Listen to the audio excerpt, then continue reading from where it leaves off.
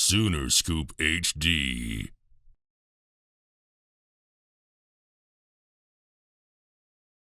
Observations from the first practice, just your thoughts. Yeah, energy was really good, and guys were ready to roll. Had 8 really good weeks with Schmitty, stations, all those things, building up to this point. Guys got spring break and then got on the field today, so it's good to be back on the grass, and overall had a good day. It seemed like a positive. That there's a lot of guys that are not going through this for the first time. Yeah. Just speak to the continuity that you have with a bunch of those guys, especially Dylan at quarterback. Yeah, just the understanding of what it all looks like, the day-to-day of it, what we're asking these guys to do every single day, and them understanding it's a huge advantage to have that being year 2. So understanding inside the scheme, also a really big deal. So again, there's got to be a ton of growth in the next 14 practices. That's what it's all about, being better every single day, and it's that simple. So that's what we got to get done. What stood out to you so far about Jackson? And especially maybe what have you learned about him that you maybe didn't know before he was on campus? Yeah, well, you don't have one-on-one football meetings nonstop like we do right now with him. So the fact that he's come in and he's picked everything up and he's worked incredibly hard, he's spent a ton of time in the building on his own.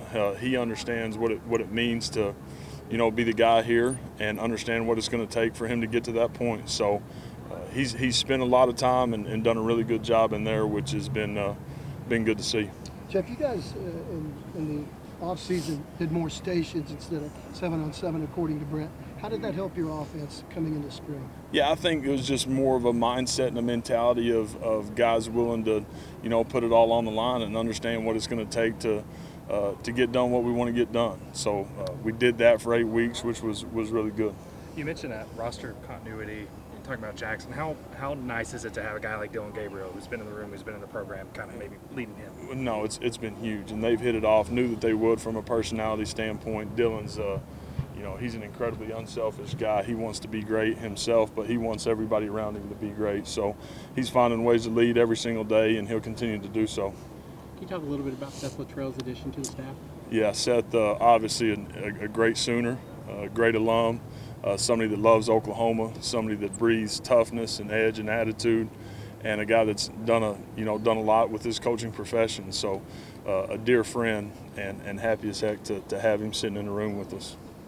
You talked about the leadership of Dylan inside that room, but can you talk about just his growth from last year? And I guess the understanding from going from UCF to P5. No, that was a huge part of it too. He understands what it looks like every single Saturday now after going through it, which is a huge part of being year 2, and it's an advantage for him now. So again, he's had really good growth in the meeting room. He'll continue to do so. He'll continue to lead that group and our unit and our football team the right way, and look forward to him doing so. Jeff, between the end of the season and the start of today practice, what did you want to see out of your quarterbacks? What kind of qualities did you want to see growth or whatever?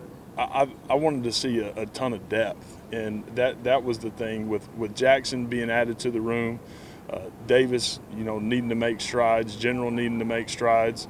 We need to create depth in that room, and that's what the goal is for the next 14 days. We've got to get guys in a position to go play at a high level regardless of who's on the field, and it's easy to say and it's hard to do. So those guys understand that.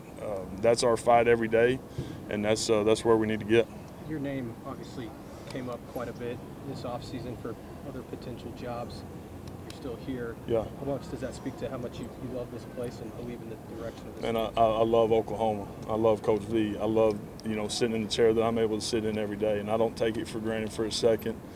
My family is unbelievably happy here, and I've got a chance to go chase what I love doing every single day at a place where I went to school. And I just don't think that's very common. I get to do it with great friends every single day with people that I trust. So blessed to be here, fortunate to be here, and we're going to get it right. When you say you love Oklahoma, what is it about this place? Yeah, it's I think the biggest thing is that I've had experiences here, and so for me it's being back here and understanding that it's more than just a university. It's somewhere where I bled it, I wanted it, and now I got a chance to do it again, and so that to me that's pretty special.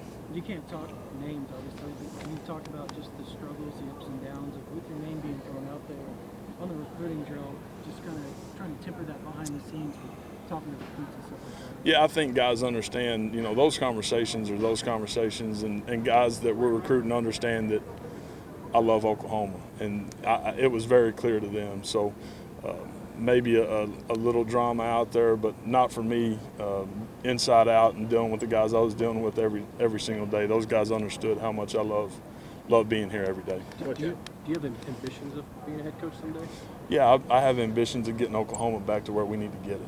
All right, that's what I am burning a passion for right now, and that's it's going to continue to be that way until it happens. Jeff, your weapons on offense outside of the quarterbacks, what do you think you have coming into the spring? Yeah, again, we've got two receivers that had production last year in Jalil and Drake. We don't have a ton of production outside of that. Again, I think we're in a position to where we've got guys that are really capable.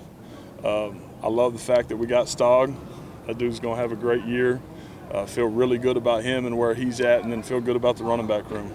We got guys that are going to have great production in that room, and I think we're building some depth in there with a bunch of those guys. So I like where we're at today. Again, we got 14 practices to get better and get where we need to be.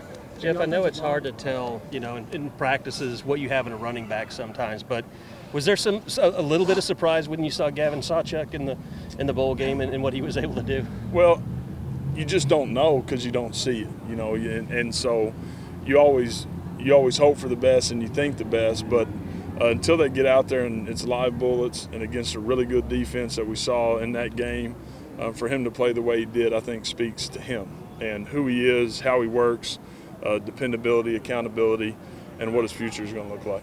Jeff, add a new leader to the wide receiver room. What's it been like getting Coach Jones acclimated?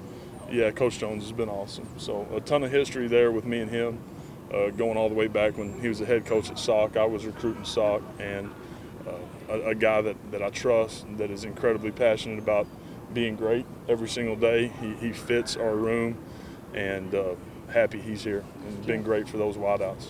Jeff, there's been off-season chatter about speeding games up, running the clock, and setting up. Just your thoughts on how would that impact what you try to do offensively? I won't think about that until it happens. You know, for me, it's all about maximizing every single day inside the rules that we're playing with right now. And if something happens to where we got to adjust, we'll adjust and we'll make it right. The offensive line obviously is nicked up a little bit, Yeah. particularly at tackle. How do you go about managing that? Yeah, of course, we wish Walter and Sexton could go through it. There's no doubt about that. But at the same time, a bunch of guys are going to get a lot of really good reps and a lot of really good work. And so there's a fine line with that. But we're going to be really good up front. And we got guys that are going to be dang good and they're capable. So look forward to it. Sorry. Good. You had a 1,000-yard receiver last year. Is it important for this offense, better for this offense, or any offense, to have an alpha dog at receiver, or would you rather have a bunch of guys catching a bunch of passes? Yeah, when we've been our best, we've had 1,000-yard guys. And so 15,000-yard guys maybe in the last 13 years or 14 years, something close to that, to where that's been who we've been offensively. So I would expect that. How do you develop that now in spring practice? Yeah, you got to getting guys work and timing and finding out who's the guy that's going to go make the competitive play, who's the guy that's going to make the explosive play, and who's the guy that can make a 5-yard catch and turn it into a 60-yard touchdown. So we're going to find that out in the next 14 days. What's it been like seeing DeMarco's relationship with these running backs Yeah. year after year and now another year? Yeah. What's that been like? It's been great. Again, I mentioned it earlier, but I'm getting to do this with people I absolutely love, and DeMarco has been unbelievable for those guys. This is a guy that's lived it at every single level, and he's pouring into these guys every single day, and they take it and they run with it. So it's fun to watch. You seem like you have a little bit of more confidence this year coming in the spring with the offense. Is that just you know more about it, or is it just you see that you've got more depth? Yeah, I think just understanding we're year two and there's familiar faces, and it's not the first time going through it, you know. So I think that creates confidence for everybody.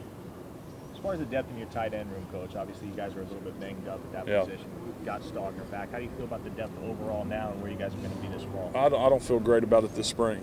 I think that's pretty obvious without some of these guys practicing. But we got to create it, and the guys that aren't getting the reps on the field, they got to get all the mental reps and find ways to get better while not being on the field. And if we'll do that, then we'll be in a good spot this fall.